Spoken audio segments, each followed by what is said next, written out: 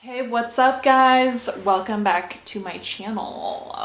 Today I wanted to go over the Coleus plant because it's one of those plants that I got kind of impulsively years and years and years ago, and I kind of expected it to just die off because it's one of those plants that I thought was like more of an annual and it would just naturally die after a year. Then it just never did, which is great. Pleasant surprise.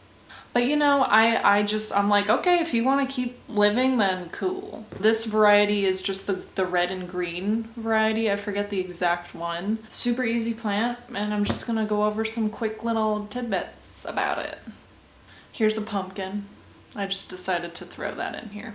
Here's a pumpkin.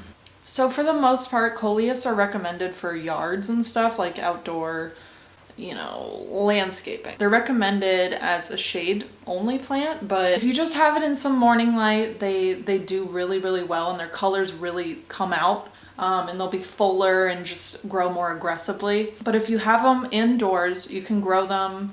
They'll do fine in shade, but you'll notice them stretching towards the window. So they really need some direct light, which I know is kind of shocking. They can handle my south-facing window just fine. And it's a shade plant, so it's a confusing time. It's a confusing world, I know.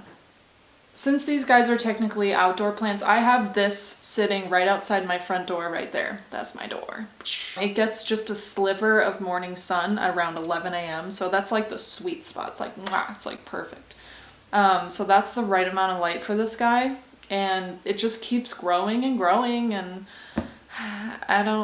it just won't stop. So Coleus are really good about showing when they're thirsty. I usually wait until they look dead. Like, I'm not kidding, when they're really thirsty, all their leaves look like they're just shriveling up, and it looks dead. Like, I really thought it was dead when I came back from my trip recently. But then I watered it the next day, they're back to normal. So they're really resilient plants, and it will let you know when it needs water. I don't even know if you really have to feel the soil or anything. Just look at the leaves and pay attention to, its posture. So because of that, I would definitely recommend it for beginners because it's very vocal about its needs. And that's very helpful, especially when you're just starting out and all that jazz. Pumpkin. For the soil, I just use regular potting soil mixed with some orchid bark to make sure that the drainage is somewhat fine. But this plant really does like to have a lot of moisture. It likes its roots to be nice and cool and everything. So I would use denser soil for this. They really like a lot of fertilizer, especially if you want their colors to really be like vibrant and tasty to look at.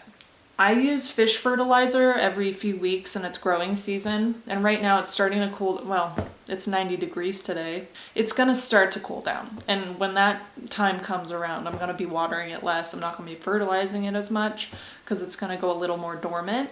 But this summer it really popped off. It was growing a ton. But yes, definitely a heavy fertilizing plant. If you don't fertilize them and if they don't get enough light, their color is really not gonna be anywhere near as incredible as it could be. You want the most incredible plant. So I actually got this plant like 3 or 4 years ago, and I had the mother plant, I'd say, in like a big pot, but I had nowhere to put it in my apartment, so I kept it outside in front of the building, but like obviously someone was tending to it, so I didn't think anyone would like get the idea to take it. But luckily I had already started propagating. Like, I just snip off pieces of it and I started propagating it, and they were already rooting and stuff. But one day someone just took the mother plant outside. Someone just took the entire plant. Who steals plants? Like, that's so weird. I was really, really upset. But luckily, these are the children of that mother plant, so it ended up being fine because I'm like, whatever, I have more of it. But still, like, who steals a plant, Like, just go get one for $4. It's not like it's a rare plant. Whatever. If you're watching this and you stole a Coleus in the last year, I hate you.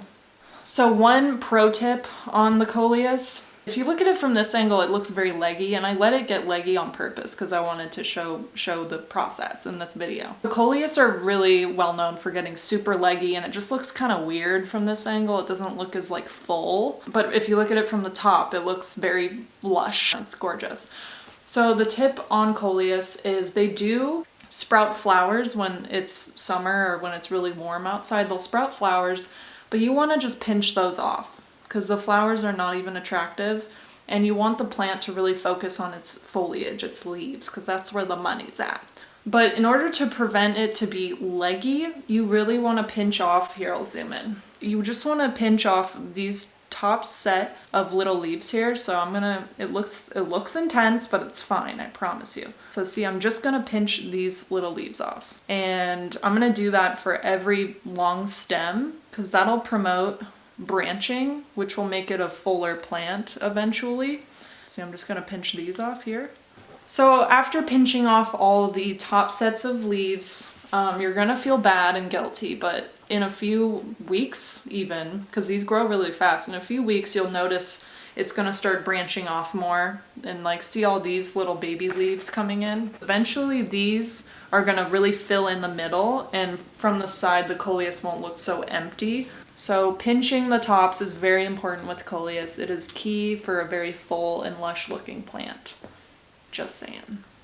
I hope that video was helpful, guys. That's about it on the Coleus. There's tons of different colors you can try out. I see them all the time at Home Depot and super inexpensive. The only thing that varies with the different colors that you get is the light needs. I think the darker varieties require a little more light and the lighter ones not so much. So it might vary depending on where you live, so you might want to play around with it. They're super duper easy to propagate as well, and I can make a separate video on that once this guy fills in a little more and I'll chop, a head off. I hope you guys like this video. Please like, subscribe if you haven't, and I'll see you in the next one. Bye.